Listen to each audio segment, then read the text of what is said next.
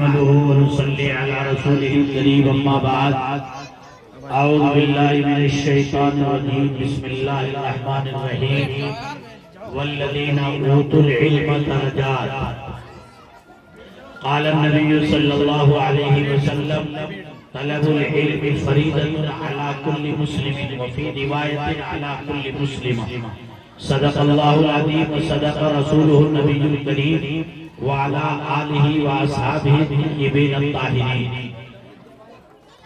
لائق صدر احترام بزرگوں اور دوستوں، میں اپنی بات کا آغاز اس مبارک دعا سے کرتا ہوں۔ اللہ وہ دل دے جو تیرے عشق کا گھر ہو، دائمی رحمت کی تیری اس پہ نظر ہو۔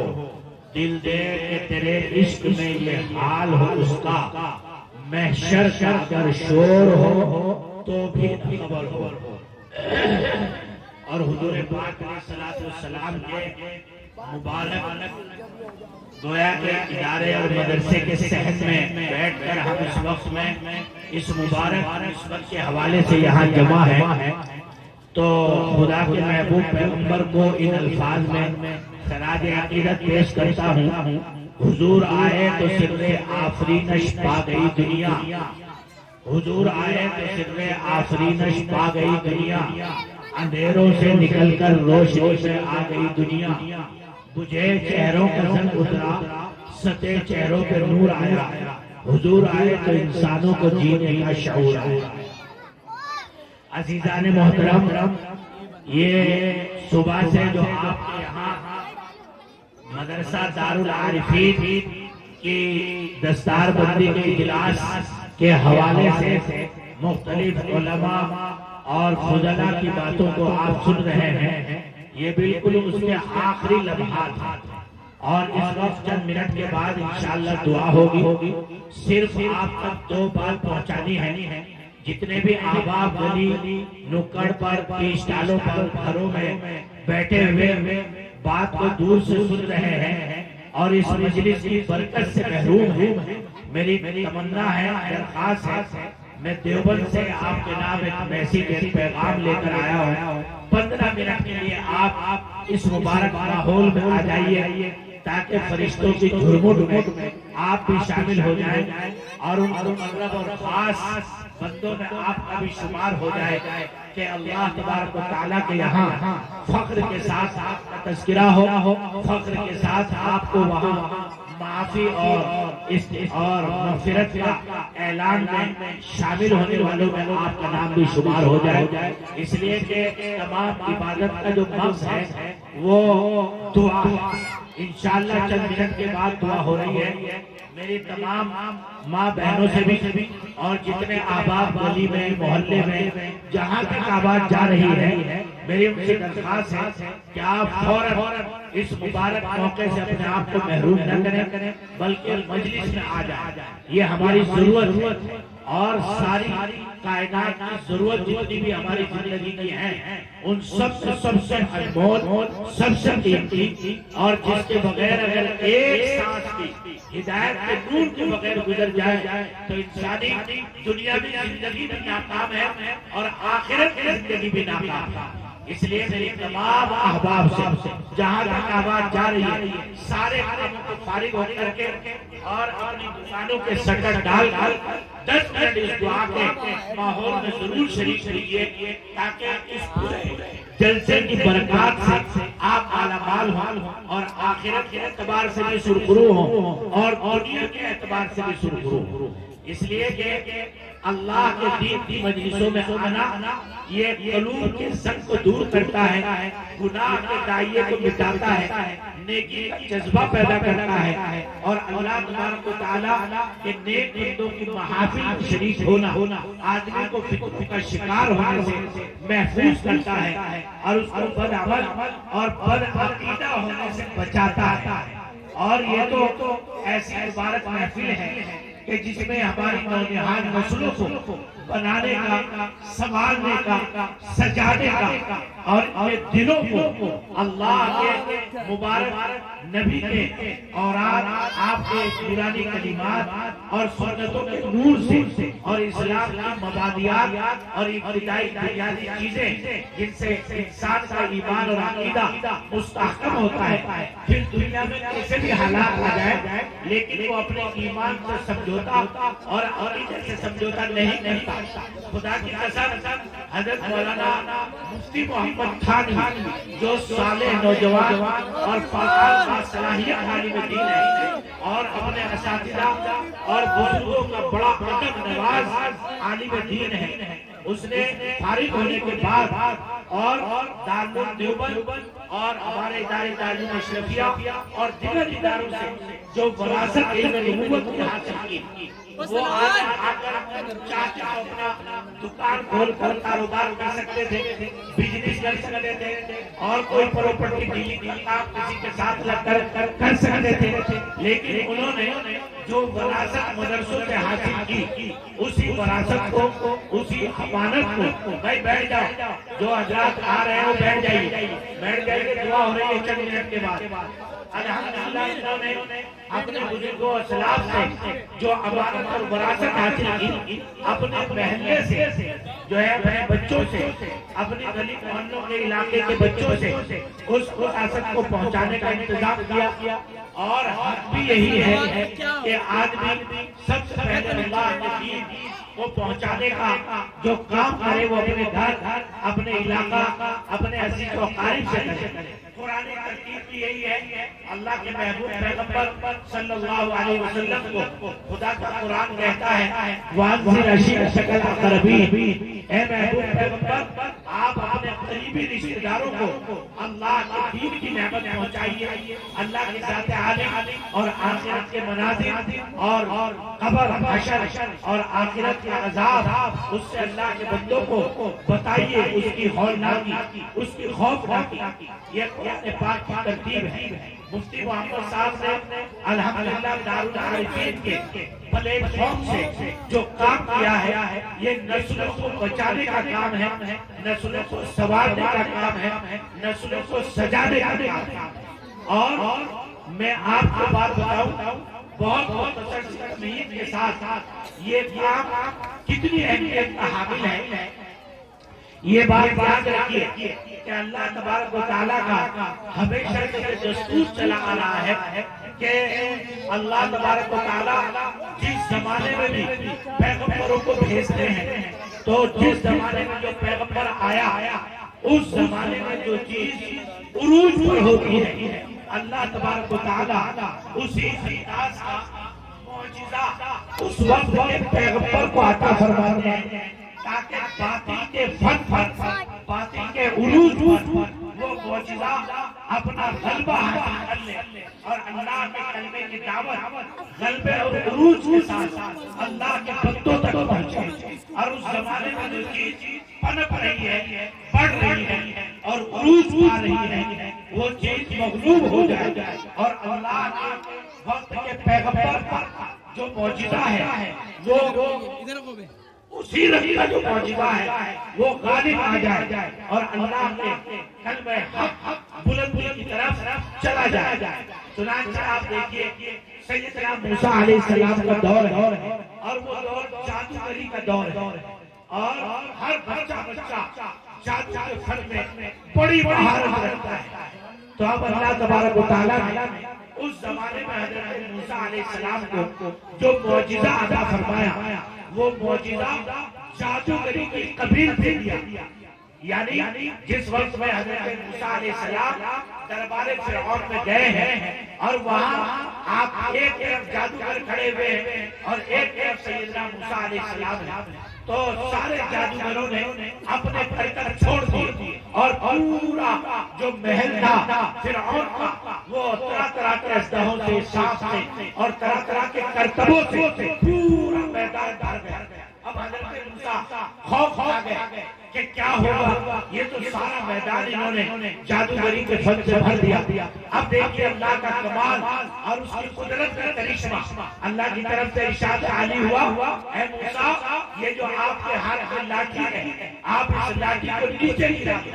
حالانکہ نظر کہتی ہے کہ جب سانپ بچھو سارے پھر رہے ہو تو اس وقت میں اپنے پاس لاٹھی ہونی چاہیے تاکہ ہم سانپ بچھو سے بچ سکیں، لیکن اللہ کا حکم عالی ہے کہ لاٹھی نیچے گرا دو۔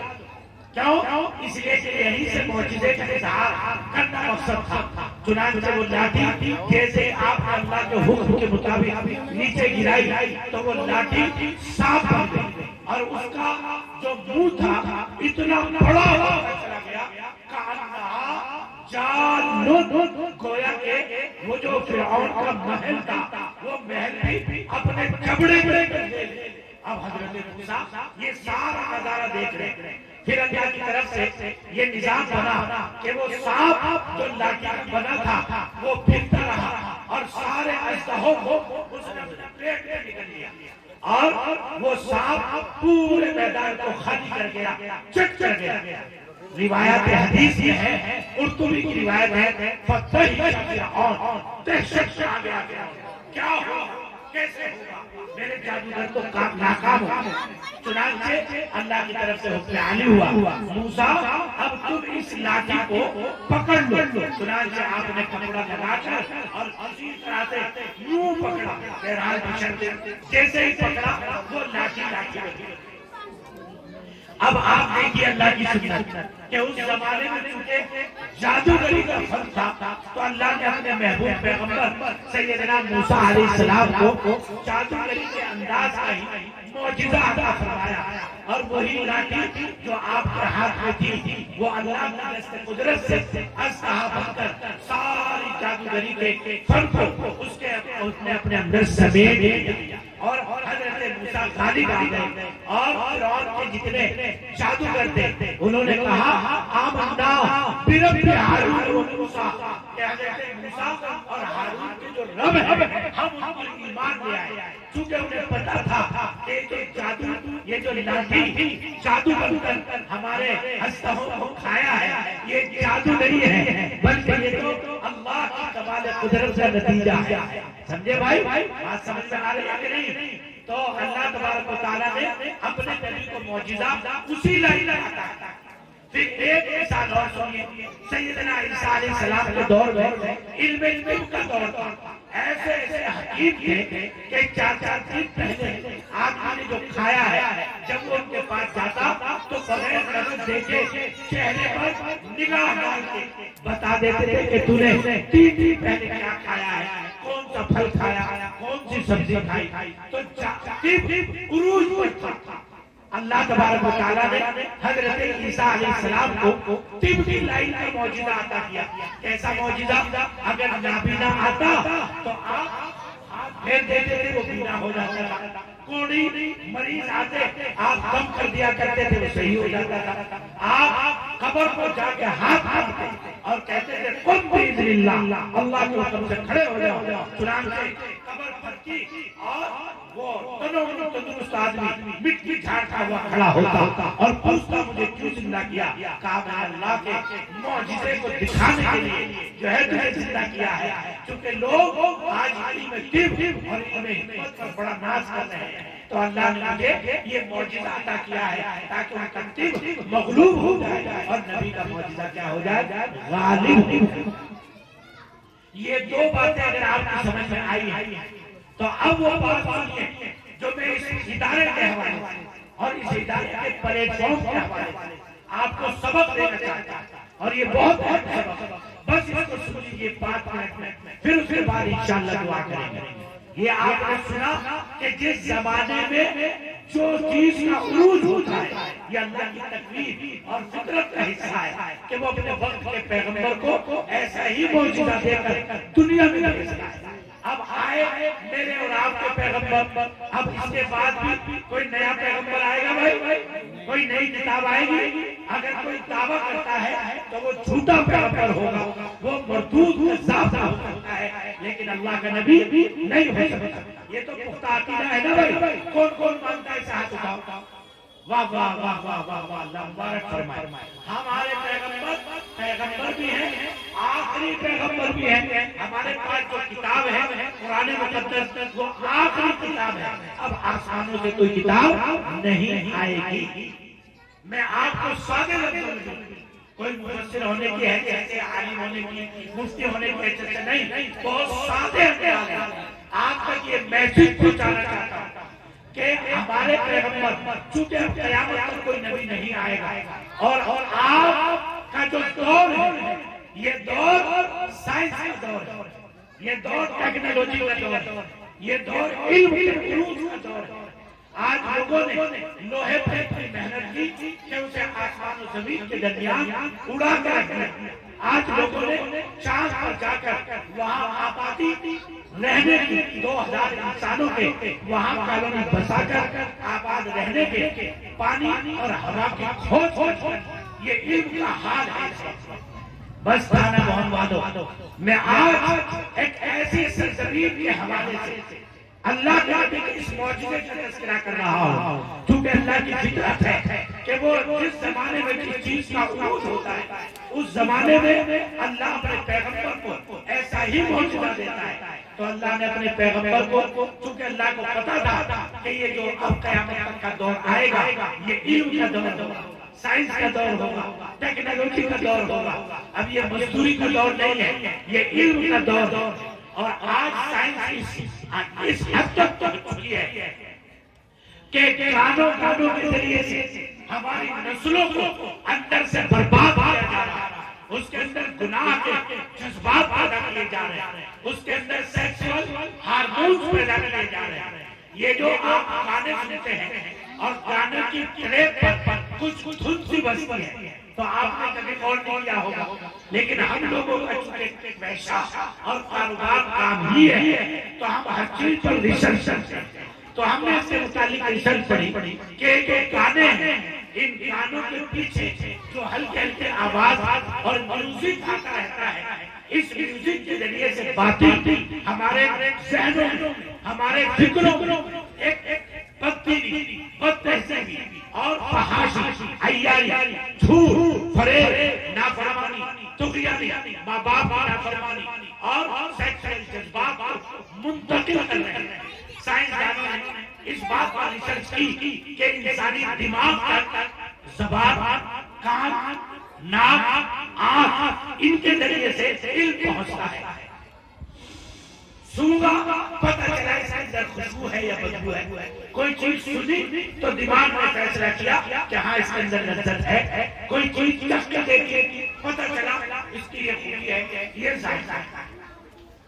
تو جب اس بات کی ریسرچ کرتی سائنسدانوں نے تو اب انہوں نے گانے کے پیچھے میوزک لگایا، اور میوزک کے اندر کیا تھا؟ Kill your mom, kill your dead, اپنے باپ کی نافرمانی کرو، اپنے باپ کی بغاوت کرو، اپنے باپ کا کہنا ہے مانو، اپنی ماں کو برا بھلا کہو، اپنی ماں کو گالی دو، اپنی ماں کو بدتمیز بتاؤ۔ اب یہ ہم نہیں سمجھ رہے، لیکن انہوں نے اس کے پیچھے بیک ٹیپ لگا دیا، بیک ٹیپ، سمجھ رہے ہیں؟ تو ہمارا نوجوان جتنا گانا سن رہا ہے اتنا ماں کو کتیا بجاتا ہے، ماں کو کہتا ہے تو بھونکتی رہتی ہے، خاموش ہو، تجھے پتا نہیں زمانہ کس طرف جا رہا ہے، سمجھ رہے ہیں؟ اب یہ بات کسی نے آپ کو کاپی میں لکھ کر نہیں دی، یہ بات آپ کو کسی نے جو ہے اس پر پرسیا پر لکھ کر نہیں دیا، نہیں میں جو دنات ہم چیٹنگ، سیٹنگ، فحاشی، مووی اور دنات جو ہم اس میں لگے ہوئے ہیں، ان کے ذریعے سے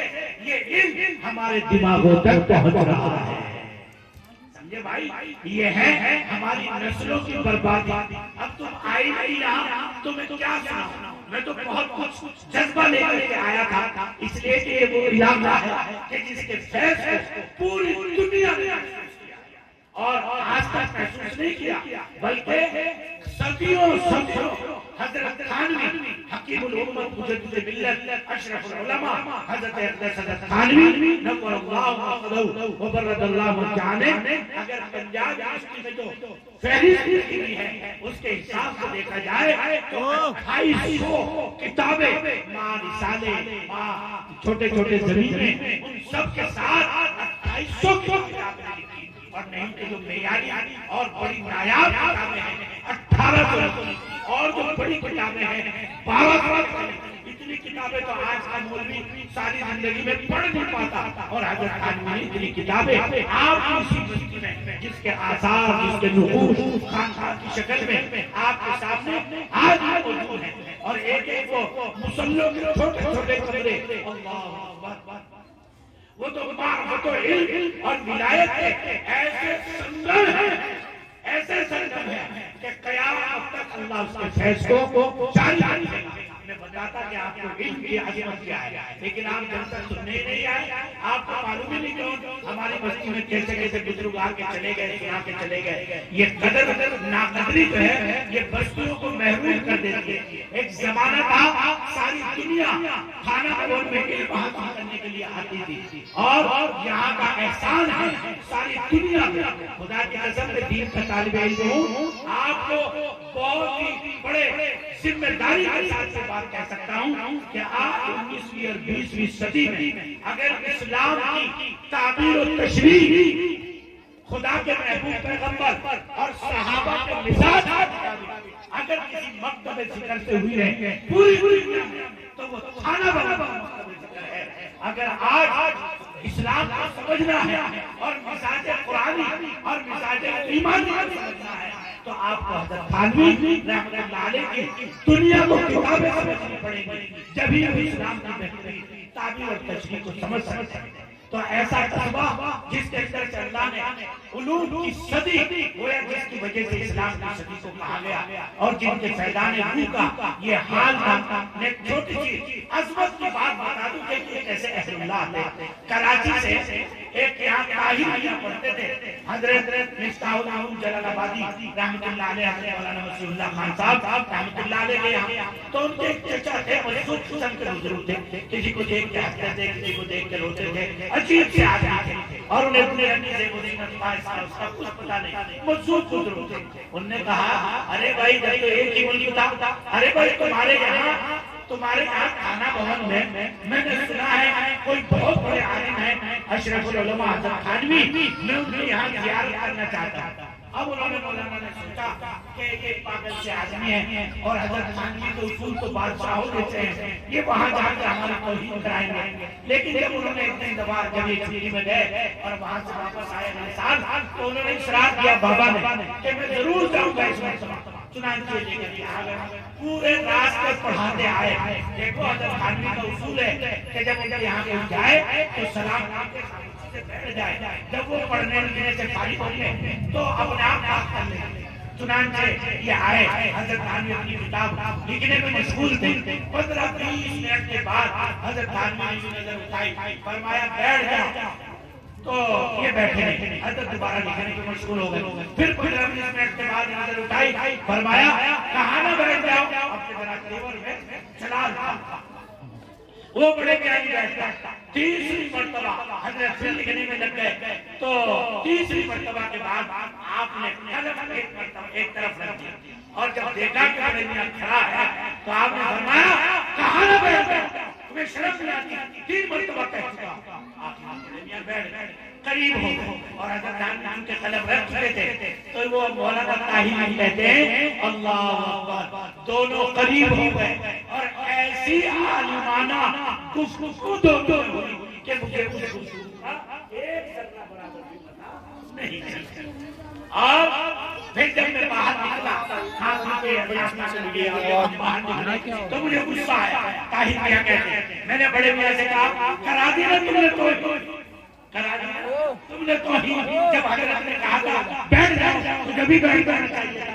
جو مجذوب نے بتایا ہے کھانا بہت والو حق کرو کہ تم ایسی بستی فرمایا ارے بیٹھ کہاں سے جاتا جب تھانوی وہاں بیٹھ کہاں سے جاتا جب تھانوی وہاں تھا ہی. اس کی روح تو عرش الہی سے اللہ سے علم حاصل کر کے کتاب لکھ رہی تھی. تیسری مرتبہ میں جب اس نے قلم ایک طرف رکھ دیا اور اس کی روح بدل کر توجہ ہوئی. جب میں نے کہا ہاں اب تو اب بیٹھ کر اس سے بات کروں گا. سبحان اللہ تو بیٹھنے کس کے ساتھ بات کس سے کرتا اور جب انہوں نے قلم ایک طرف رکھ دیا تو اس کے بعد جو ہے محنت میں آئی اور پھر اس کے بعد انہوں نے بات چیت کی. یہ رتبے اور مقام ہے ان بزرگوں کے اور یہ رتبے تھے ورنہ تو اتنی عمر ہم پا رہے ہیں اتنی عمر انہوں نے پائی اور انہوں نے 1800 کتابیں لکھی جن کی دنیا کے بڑے بڑے مفتی اور بڑے بڑے عالم آج تک. دوستو یہ تھانہ بھوان یہ گنگو یہ دیوبند یہ نانوتا خدا کی قسم ساری دنیا کے مسلمان اور ساری دنیا کے عرب لوگ بھی ان علاقوں کو دیکھنا ایسا سمجھتے ہیں جیسے خانہ کعبہ اور مدینہ منورہ. سمجھے بھائی میں نے دیکھا وہاں دیوبند میں ہمارا ادارہ ہے بنگال کے بڑے بڑے لوگ ہر سال بس کر کے آتے ہیں دیوبند تھانہ بھون نانوتا گنگو دیکھنے کے لیے. تو بڑے بڑے جولائی کا مہینہ اور تارکول کی سڑک اور بغیر جا رہا تو میں نماز پڑھ کے نکل جاتا میں نے اس کا ہاتھ پکڑ لیا. میں نے کہا بابا اس قدر گرمی ہے اور اس قدر یہ جو ہے سڑک تپ رہی ہے آپ بغیر چپل کے تو معلوم ہے اس نے کیا جواب دیا. اے مولانا یہ وہ سڑک ہے سڑک کہتے ہیں ڈالنے کے یہ وہ سڑک ہے جس پر حسین احمد مدنی چلا تھا قاری طیب چلا تھا حضرت تھانوی چلا تھا. کہیں ایسا نہ ہو کہ میرا جوتا اس جگہ رکھا جائے جہاں قدم رکھے تھے اس لیے میں بغیر جوتے کے چلتا. ہمیں ملے گا ایمان جو دین کی بات کرنے کے لیے بھی نہیں آئے یا ان لوگوں کو ملے گا کہ جو اتنا احترام کرتے ہیں کہ ان ولیوں کی سرزمین پر بغیر جوتوں کے چلتے ہیں. کہیں ایسا نہ ہو کہ یہاں نانوتوی کے قدم پڑے ہوں حکیم الاسلام قاری طیب صاحب کے قدم پڑے ہوں یہاں حکیم الامت حضرت تھانوی رحمۃ اللہ علیہ کے قدم پڑے ہوں. تو بھائیو یہ وہ مبارک لوگ ہیں تمہاری بستیوں میں خدا کی قسم کبھی کبھی جایا کرو 5 منٹ مراد بیٹھا کرو اور اللہ سے نیکی کا جو ہے درخواست کیا کرو فیض کا درخواست کیا کرو. ان حضرات کا فیض آج بھی ایسے ہی جاری ہے. ہمارا ادارہ اشرف العلماء حضرت اقدس حضرت تھانوی کے نام نامی سے منسوب ہے دارالعلوم اشرفیہ دیوبند. الحمدللہ مفتی محمد احمد صاحب پڑھے وہاں اور اس سال ابھی 125 علماء کی دستار بندی ہوئی تھی جان کرام اور عید کے بعد انشاءاللہ 300 مفتیان کرام کی یہ حضرت تھانوی کی روح کا فیضان ہے کہ 8 سال کے اندر ادارے نے 12-14 ملکوں تک الحمدللہ اللہ نے اپنے دین کے فیضان کو پہنچا دیا. یہ حضرت تھانوی کی روح مبارک کی تاثیر ہے. اس لیے میں کہتا ہوں یہ عالم نہیں تھے یہ تو کتب خانہ تھے. کتب خانہ لائبریری تھی ایک یونیورسٹی کا مقام تھا ان کا. یہ اپنے ذات میں ایک یونیورسٹی اتنا بڑا کام آج کے دور میں نہیں کر سکتی جتنا اکیلا حضرت تھانوی رحمۃ اللہ علیہ اپنی زندگی میں کر کے. اس لیے بھائی بس آخری بات کہہ کر اپنی بات ختم کر رہا ہوں. تو چونکہ یہ علم کی صدی ہے اور علم کی امت ہے اس لیے اپنے نبی کو اللہ تبارک و تعالیٰ نے قرآن مقدس کا علم کا معجزہ دے کر کے بھیجا. کیا مقصد ہے کہ اگر آپ اس علم کے معجزے کی قدر کرو گے تو اللہ تمہیں دنیا پہ غالب رکھے گا اور اگر علم کے معجزے کی ناقدری کرو گے تو اللہ تبارک و تعالیٰ مغلوب کر دے گا. غیروں کو تمہارے اوپر دشمن ظالم مسلط کر دے گا جو تمہیں سجدوں سے عبادتوں سے اپنے احکام کی بجاوری سے گویا کہ رکاوٹیں پیدا کریں گے.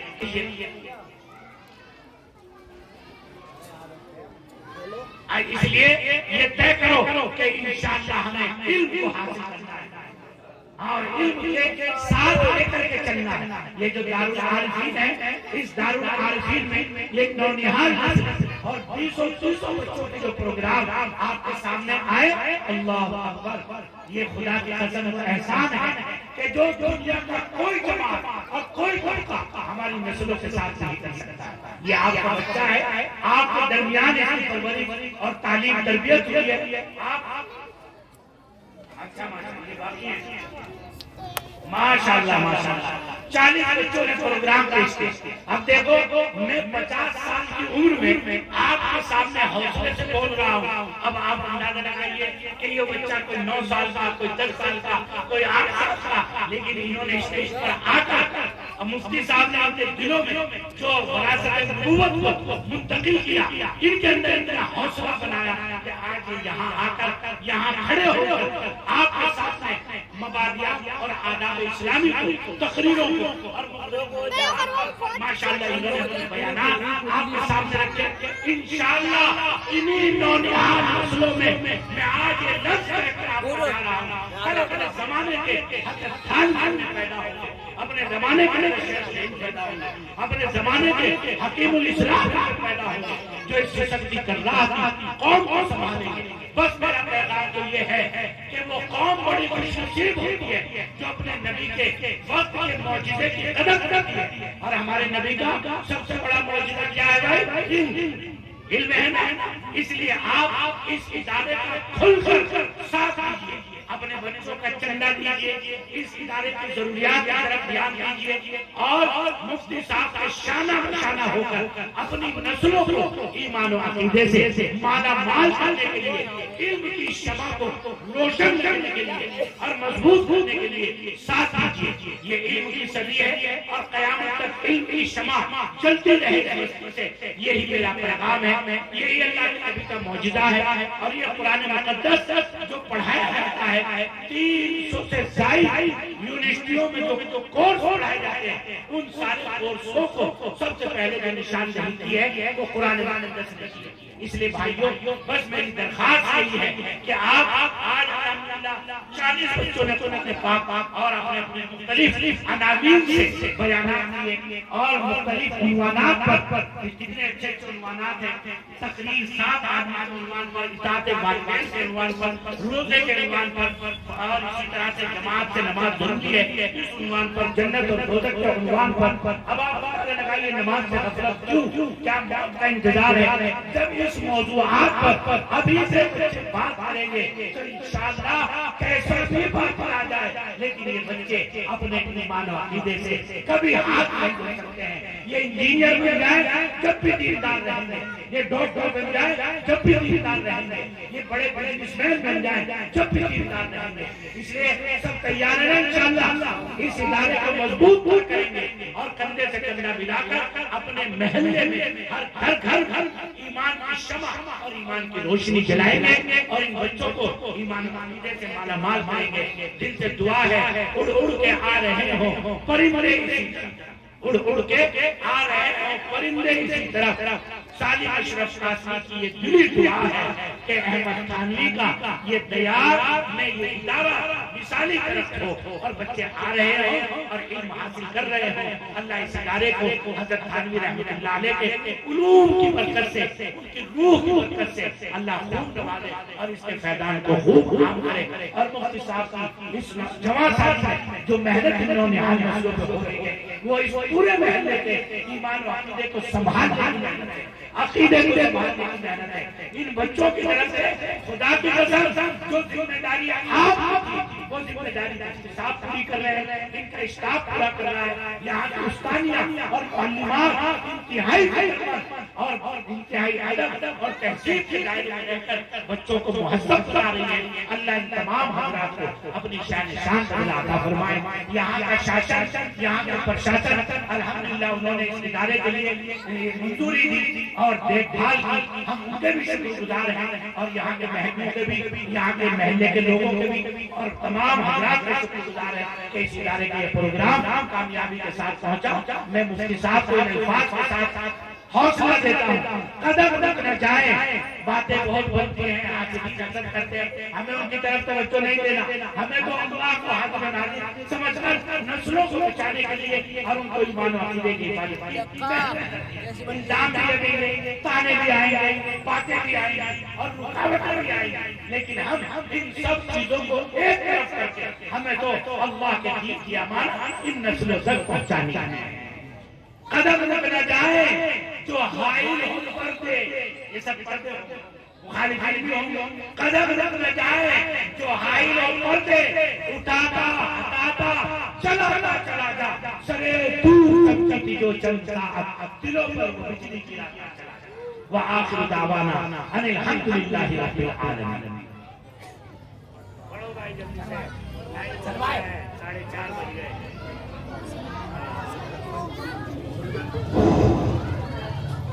أعوذ بالله من الشيطان الرجيم. بسم الله الرحمن الرحيم.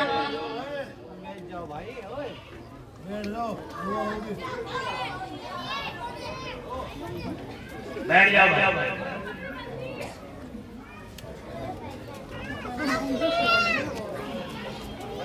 رک جا بیٹا, پکڑی بندی. اچھا ماشاء اللہ, بہت بہت